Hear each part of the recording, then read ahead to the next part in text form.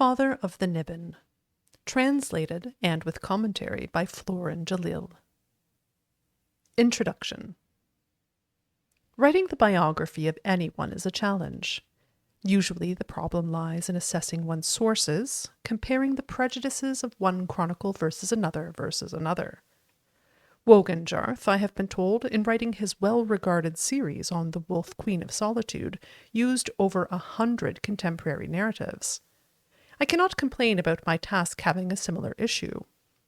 There is but one record of the man called Topal the Pilot, the earliest known Aldmer explorer of Tamriel.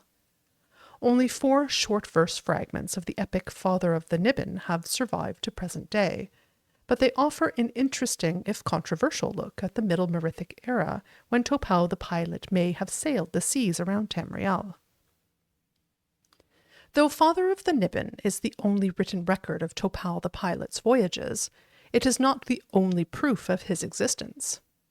Among the treasures of the Great Crystal Tower of Somerset Isle are his crude but fascinating maps, his legacy to all Tamriel. The translation of the Aldmeri Udhendra Nibenu, Father of the Niben, is my own, and I accept that other scholars may disagree with some of my choice of words. I cannot promise my translation lives up to the beauty of the original. I have only strived for simple coherence. Fragment 1.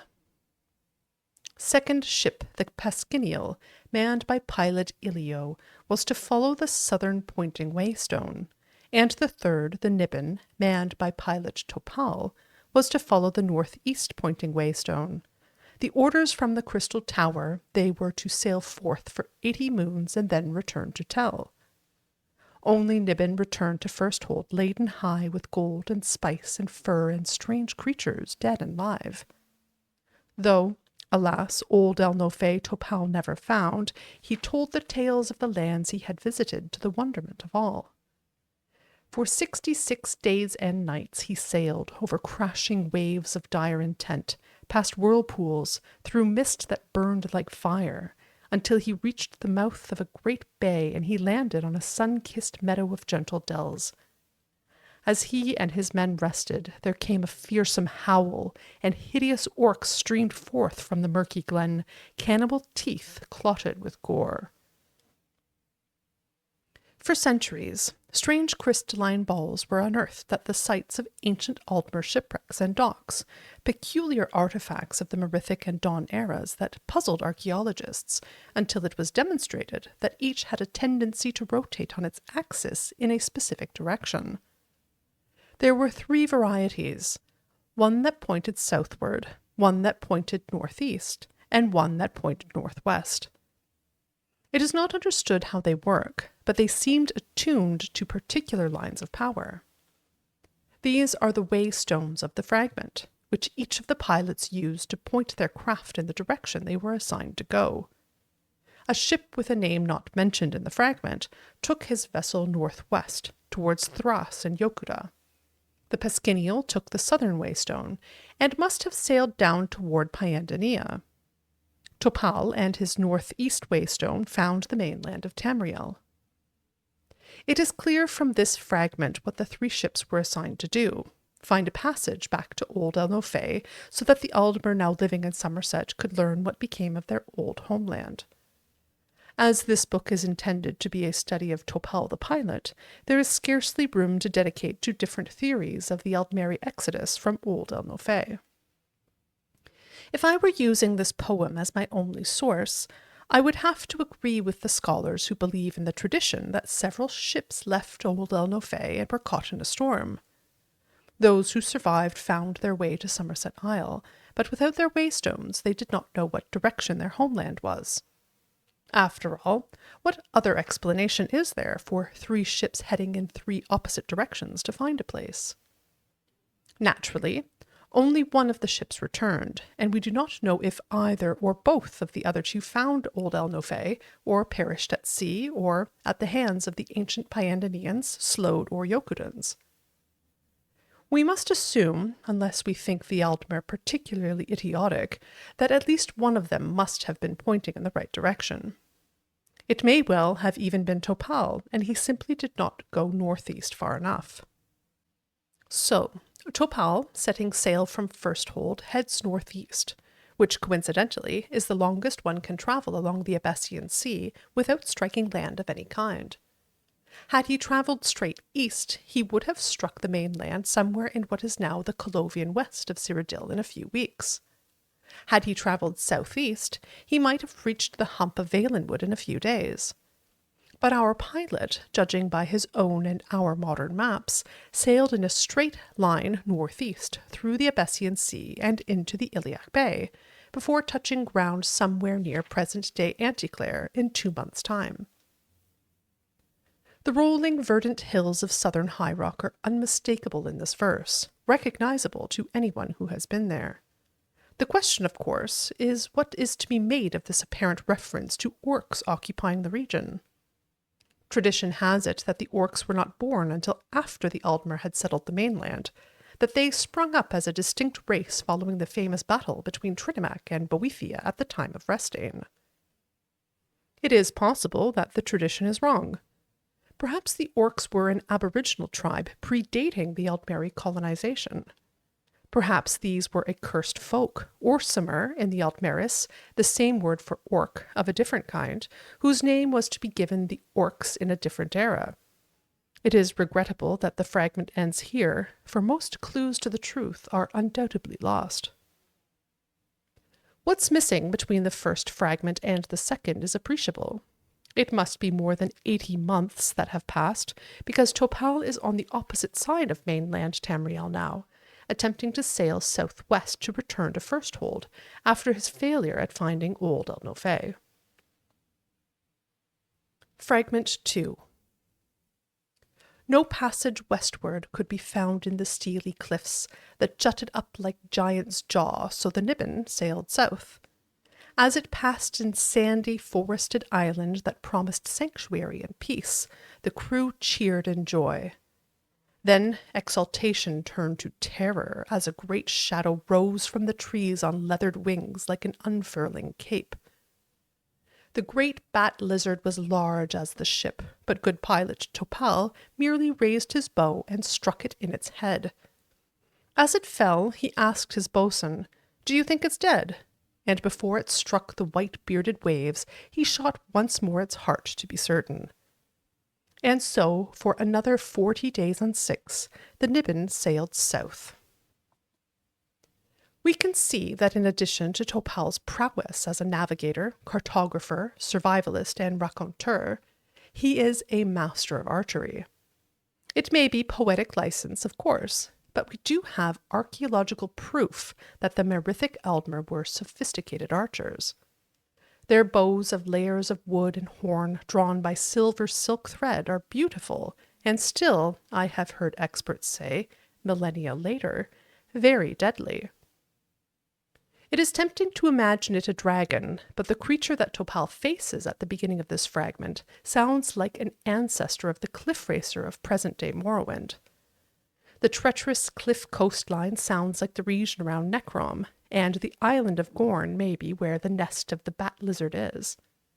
No creatures like that exist in eastern Morrowind, to my knowledge, at the present day. Fragment 3. The fetid, evil swamp lands and their human lizards retreated to the east, and Topal and his men's hearts were greatly gladdened by the sight of diamond-blue, pure, sweet ocean. For 3 days they sailed in great cheer northwest, where Firsthold beckoned them, but hope died in horror as land like a blocking shield rose before them.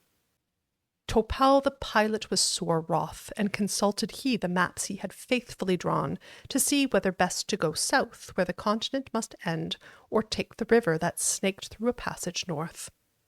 "North," cried he to his sad men, "north we go, now, fear not, north." Tracing Topal's movements, we see that he has skirted the edge of Morrowind, and delved into southern Blackmarsh, seemingly determined to follow his waystone as best as he can. The swamp he is leaving is probably near present-day Gideon. Knowing what we now know about Topal's personality, We can understand his frustration in the bay between Blackmarsh and elsewhere. Here is a man who follows his orders explicitly and knows that he should have been going southeast through riverways to reach Firsthold. Looking at his maps, we can see that he attempted to find passages through, as he has mapped out the inner sea of Morrowind and several of the swampy tributaries of Blackmarsh, no doubt being turned away by the disease and fierce Argonian tribes that dissuaded many other explorers after him.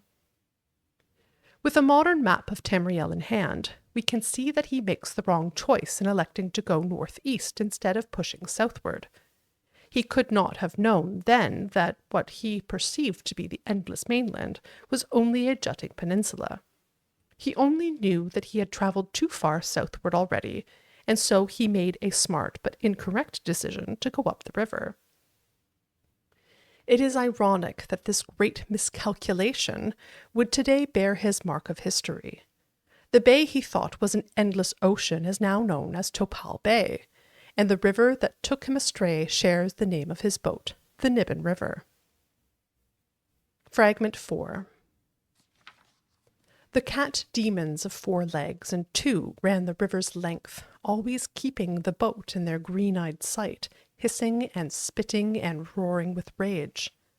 But the sailors never had to brave the shores, for fruit trees welcomed them, dropping their arms down to the river's edge as if to embrace the mare, and the men took the fruit quickly before the cats could pounce. For 11 days they travelled north until they came to a crystalline lake and 8 islands of surpassing beauty and peace. Brilliant, flightful creatures of glorious colours greeted them in Aldmeri language, making the mare wonder, until they understood they were only calling back the word they were speaking without understanding it, and then the sailors laughed. Topal the pilot was enchanted with the islands and the feathered men who lived there. There the Niben stayed for a moon, and the birdmen learned how to speak their own words, and with taloned feet to write. In joy for their new knowledge, they made Topal their lord, giving him their islands for the gift. Topal said he would return some day, but first he must find the passage east to Firsthold, so far away. This last fragment is bittersweet for a number of reasons. We know that this strange, friendly, feathered people the pilot encounters will be lost. In fact, this poem is the only one where mention is made of the bird creatures of Cyrodiil. The literacy that Topal gives them is evidently not enough to save them from their eventual fate, likely at the hands of the cat demons, who we may assume are ancient Khajiit. We know that Topal and his crew never find a route from the 8 islands, which are the modern-day imperial city, through to the Iliac Bay. His maps tell the tale where this lost poem cannot. We see his hand as he traces his route up the Niben to Lake Rumar, and after attempting a few tributaries which do not lead him where he wants to go, we can imagine Topal's frustration, and that of his long-suffering crew, as they return back down the Niben to Topal Bay. There, they evidently discovered their earlier mistake, for we see that they pass the peninsula of Elsewhere. Eventually, they travelled along its coastline, past the shores of Valenwood, and eventually home. Usually epic tales end with a happy ending, but this one begins with one, and the means to which it was accomplished is lost. Besides the extraordinary bird creatures of present-day Cyrodiil, we have caught glimpses of ancient orcs, perhaps, ancient cliff racers, ancient Argonians, and, in this fragment, ancient Khajiit. Quite a history in a few lines of simple verse, all because a man failed to find his home and took all the wrong turns to retrace his steps back.